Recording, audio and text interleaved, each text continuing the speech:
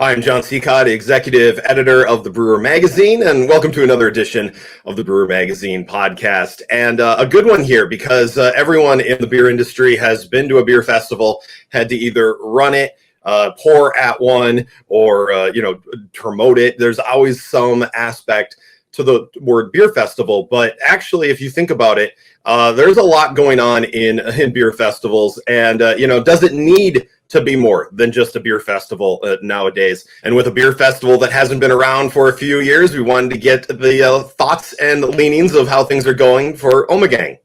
Well, Jordan Egbert, welcome to the Brewer Magazine podcast. We appreciate you joining us today. Thank you. Happy to be here. I'm really excited for the conversation, so appreciate you. Yeah, beer festival time is coming up for Brewery Ommegang, and the return of the Belgium Comes to Cooperstown. It's been a while, so reintroduce people to what it is and kind of how long it's been since we've seen a BCTC. Yeah, so really the gap has been since 2018, and during that time, I'd say the number one Instagram comment or emails in our suggestion box that we'd get had the words or the letters BCTC in them. I mean, we would post a new release of, a IPA or whatever. And the first comment would be like, bring back BCTC. And so, we listen, but there's also some reality to, that type of task. So as a lot of people know or don't know, Belgium Comes to Cooperstown. That's our BCTC. Really iconic and bucket listy as far as beer festivals were going, especially during those mid 2000 years. We would sell those tickets out pretty fast and heavy on the industry. A lot of brewers, a lot of inner industry folks attending BCTC and really coming back with a lot of stories. And I think what worked so well with BCTC was that camaraderie, that element of bringing people together. And yes, we're the host, but this is ours, right? BCTC is for everybody. And so that was our attending brewers list to the things that we were doing while on campus during the festival. Really just a lot of folklore, a lot of legend, a lot of good stories came out of BCTC, and it was all about just the love of the game. So we're excited to have that.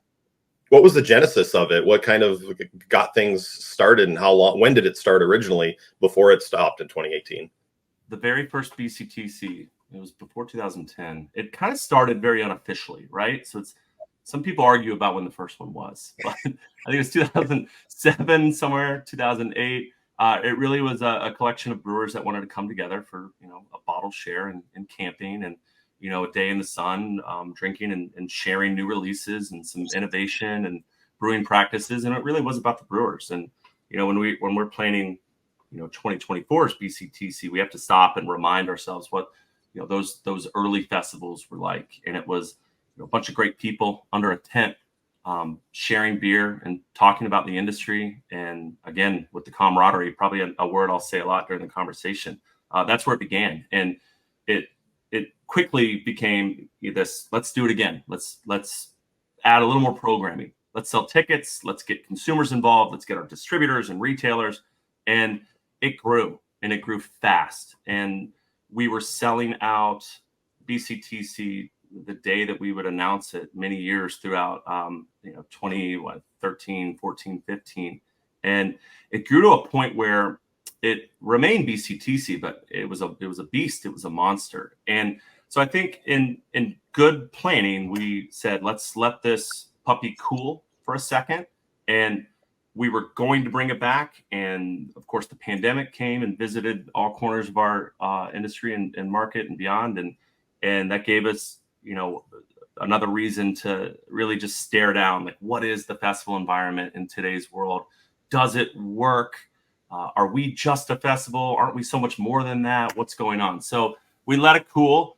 And when I took on brand management last year, I said, crazy idea, but let's consider bringing it back, and let's do it the right way. Let's do it in a way that makes sense for us from marketability standpoint to bringing some success to our tap house business, because we're a rural brewery, as you know, and we wanted to build it small again, kind of with that that genesis that we spoke about. Let's get the right people there, and let's bring it back to its core, and then slowly consider building it back up to a smart level. Yeah. And I went and found the Facebook event post, and just seeing the list, obviously some ones that are local to you, some breweries a little outside of there, and obviously a lot of breweries that do have a Belgian, brewery connection.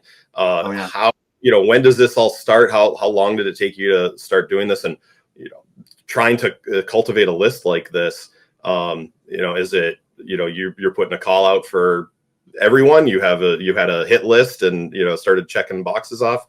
How do you put together a beer festival with breweries when it is kind of a specific thing like this?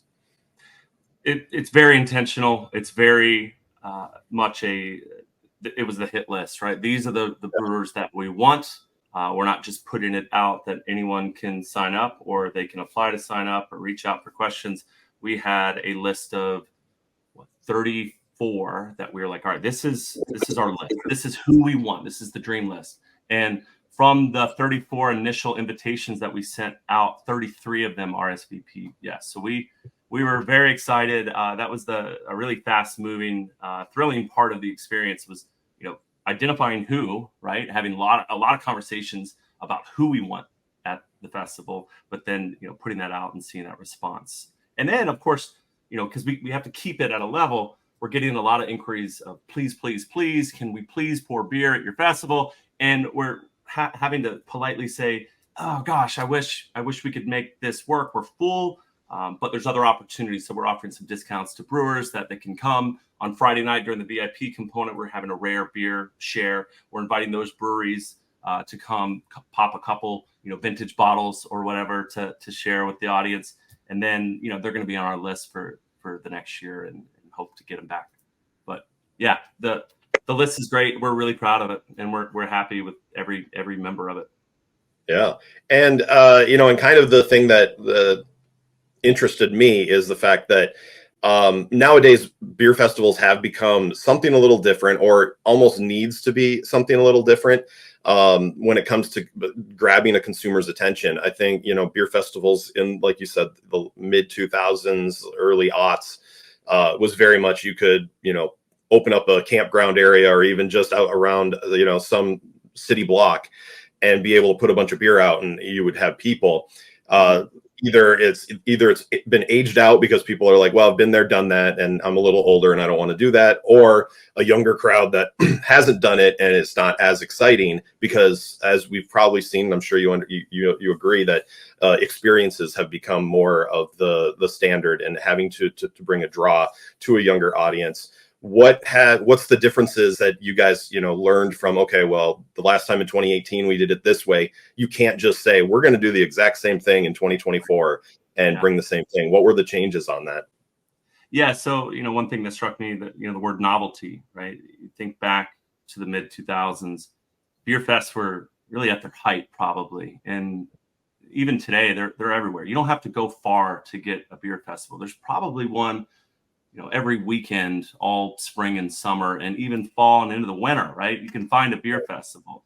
Not to say that BCTC was one of the few, but it was one that set itself apart, much like a Great American Beer Festival or something like that. There was more to offer than just going to get as many samples of beer that you could get your hands on in a 2-3 hour period. So what BCTC did right the first time, and what we are kind of repeating, is that activation level of it. There's other things to do, but more this year, we're tying that into the lifestyle of these brands that are there, right? So we have to remind ourselves that it's Belgium Comes to Cooperstown, and that was, I think, the biggest piece of novelty for the festival. There's a huge Belgian beer fan base in America, and it's growing. And Brewery Ommegang, how do we authenticate ourselves as a Belgian style brewer? You really showcase the right brands and education and immersion,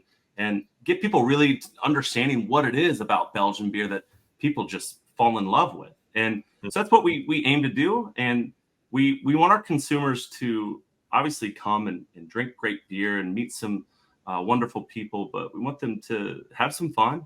There's some axe throwing, there's yoga, there's, t-shirt printing and maybe some tie-dyeing. We've got fire spinning and cigar rolling. There's all these things that you're going to be able to do, but a lot of it is, these brands and just the idea of the craft and Belgian beer universe is, bleeding through each step of this. Sure. And also the whole fact that you guys are having, like you said, a curated list. This isn't, have you been working with the breweries on, this is what you're bringing? Or they understand the concept and are, offering up things? How does that interplay work when it comes to, making sure that you don't have the same, types of beer at every single type of beer vendor that's there? Yeah. So again, hand selected. When you look at that beer list, or the brewer list that's coming, we had to all agree, and a small group of us that plan this aspect had to, built with people like myself as well as our brewers as a part of the process. Do we have a relationship with them? Have we collaborated with them? Do we plan to collaborate with them? Have we shared some services? Have we gone hop shopping with them? Whatever it is, we have a relationship. That's core and that's important. And if we have a good relationship with this brewer, is their beer fantastic? It's got to be fantastic. It's got to be awesome beer. So that is kind of what builds a list. In that, you then expect brewers to just, wow you when you get there, right? We're offering them the opportunity and pushing them a little bit to bring something with some Belgian flair. But at the same time, this is their moment. So if there's an IPA or a lager or, something that they're very excited to show off, we want them to, go for it. Be confident. This is your craft and we want to explore it. Nice. Well, let's get into the logistics of putting something on. Obviously, you weren't there.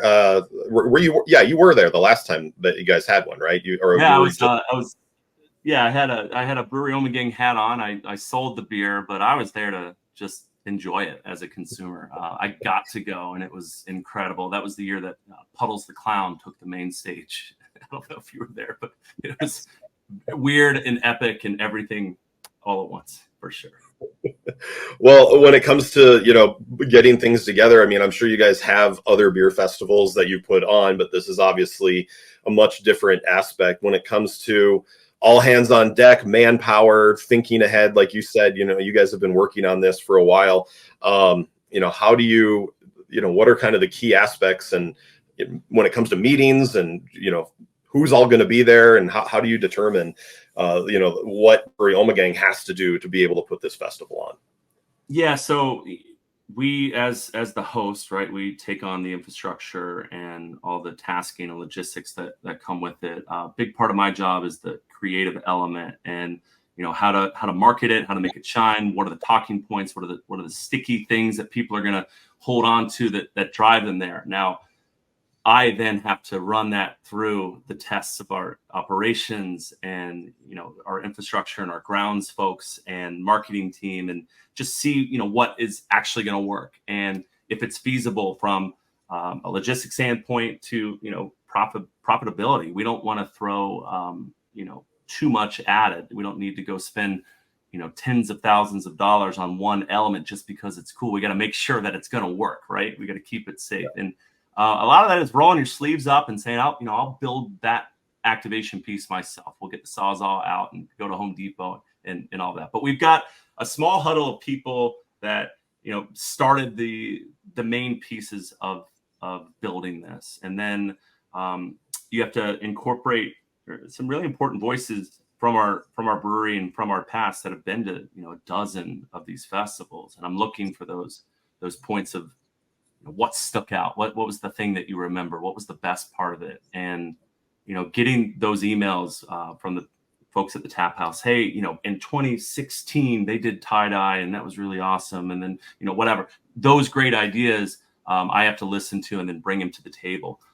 We meet at this point at least twice a week, and we run through everything, and we're building that timeline minute by minute, from loading in to checking out and waving goodbye. Every little piece of this, from the stage that our music will be on to the beer itself, the food, every element of it, we have a timestamp for, and we've got status and provider, contact, owner, and any pertinent notes. We've got creative work that's being developed by our design team, everything from signage to landings, and beyond. So it's a ton of moving parts.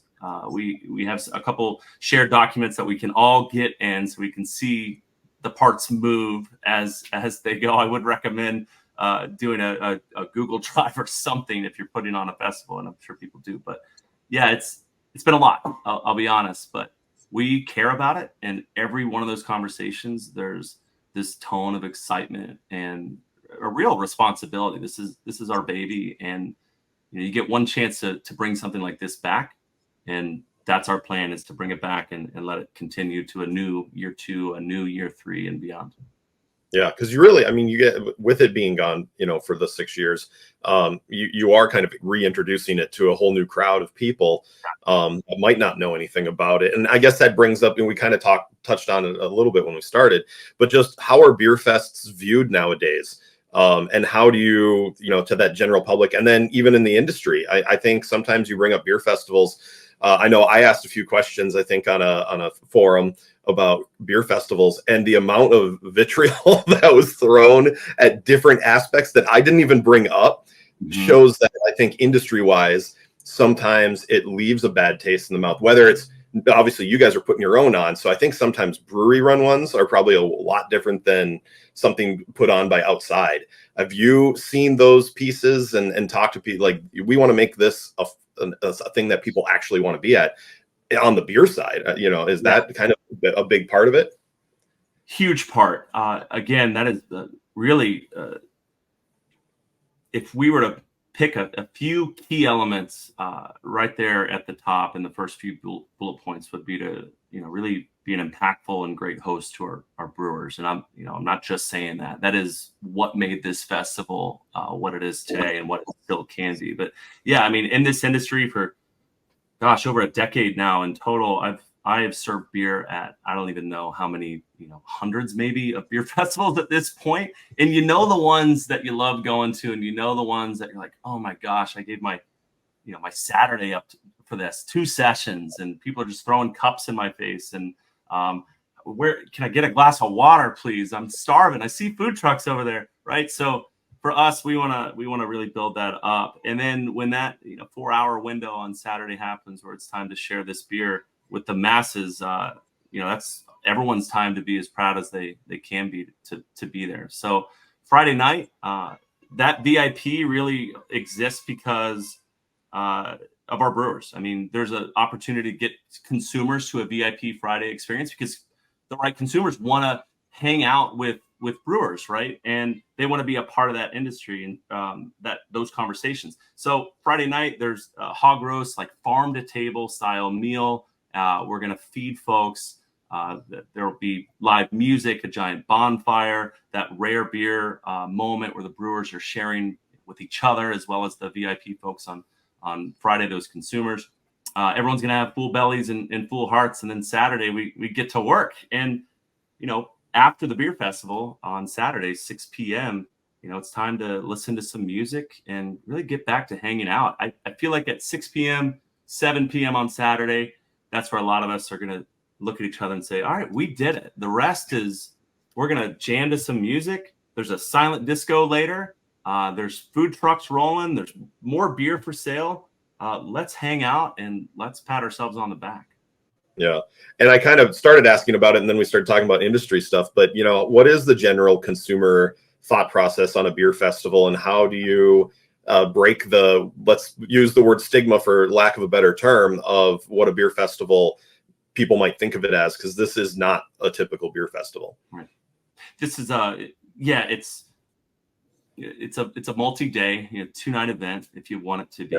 Yeah. We have camping on site, which is really incredible. I'm sure there's plenty of other festivals that offer the chance to pitch a tent. But speaking, for us, I mean, you're on a 250-acre hop farm, and the Brewery Ommegang. It's just such a beautiful place to camp, right? So I think that sets us apart a little bit. There's less pressure to, get in and get out and find your value of your ticket. You kind of get to live with us for a day.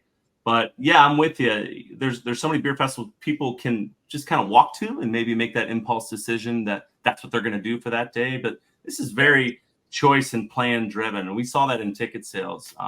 We had talked about how early in the festival's history it sold out very quick, and it's been a slower crawl, but we have momentum. But I think that's the consumer talking. I think people have more options than they've ever had. Not just beer festivals. There are more events in America than there's ever been across all channels and all industries. There's always something fun to do, and that's great. So you have to really get their attention to say, I'm gonna choose this. This is our weekend. This is what we're doing. We're gonna drive a couple hours, or maybe even get on a plane and go see this thing. So I think the consumer is talking. As we get closer, you're seeing the ticket sales rise. We're seeing people, they've saved that calendar spot, and they're committing towards it. Yeah.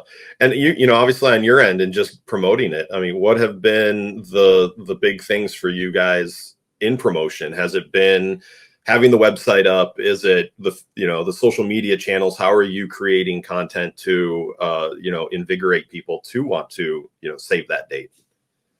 Yeah, it's been such a puzzle, because you like to think just putting out the "it's back," right? Would do a lot of the work, and it's not that I had different expectations. You just have to. It's a moving target. You're like, all right, this is going to do some work.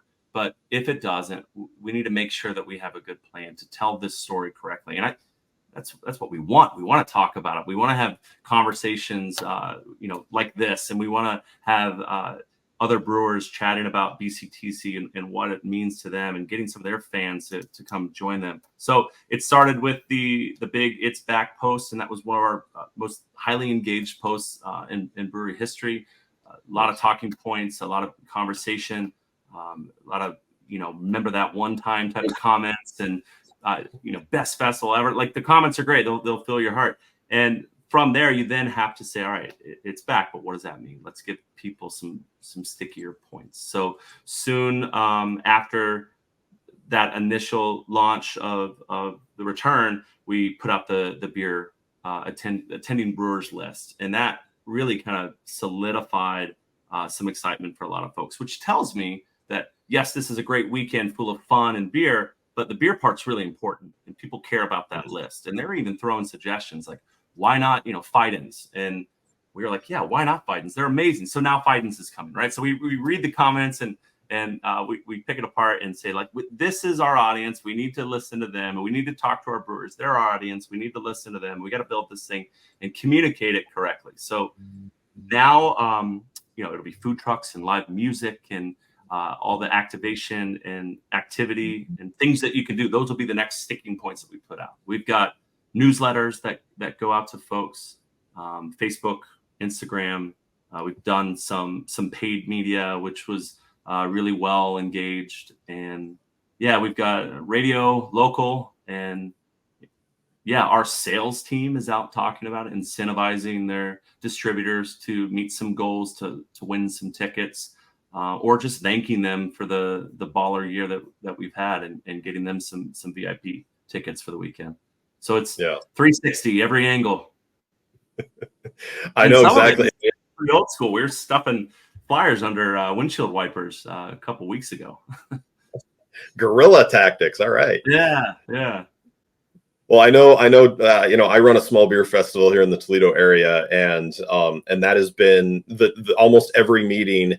And it's an older group of people. That's run through an ethnic club here in the Toledo area, and we've watched our numbers kind of up and down over the years. Obviously, the peak for us was 2019.